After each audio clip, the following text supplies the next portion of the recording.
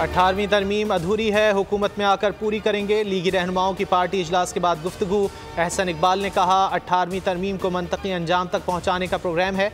मरकज से सूबों तक फंड्स गए लेकिन सूबों से नीचे नहीं पहुँचे। राना सनाउल्लाह बोले, पीपल्स पार्टी पंजाब में नून लीग मुखालिफ वोट हासिल करना चाहती है। हमारे खिलाफ बात करके वोटर्स को मुतासिर किया जा सकता है।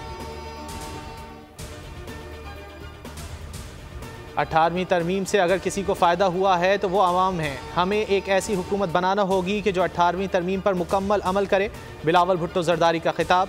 मजीद कहा, स्पेशल प्लेइंग फील्ड नहीं, सबके लिए लेवल प्लेइंग फील्ड का मुतालबा करते हैं। जो भी हालात हों, हर पिच पर कैसे खेला जाता है जानते हैं।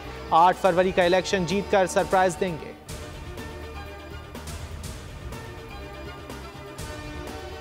पीटीआई के इंट्रा पार्टी इलेक्शन घिनौना मजाक बन गए। पीटीआई इंट्रा पार्टी इंतखाबात की शफाफियत मशकूक। शाह महमूद कुरैशी और परवेज इलाही जैसे तजर्बेकार और वफादार रहनुमा नज़रअंदाज। बैरिस्टर अली गौहर चेयरमैन मुंतखब। उमर अयूब जनरल सेक्रेटरी होंगे। खिलाड़ी भी बदल, बंदा ना बंदे की ज़ात। मौकिलों ने वोट डाल दिए। और चीफ जस्टिस काजी फैज़ ईसा को किसी दबाव में लाया जा सकता है, ना वो किसी की हिमायत करेंगे। सुप्रीम कोर्ट का चेयरमैन तहरीक इंसाफ के खत पर एलामिया। कहा, चीफ जस्टिस अपने हल्फ के मुताबिक फ़राइज़ की अंजामदही करते रहेंगे। उन्हें अपनी आइनी जिम्मेदारियों का इदराक है।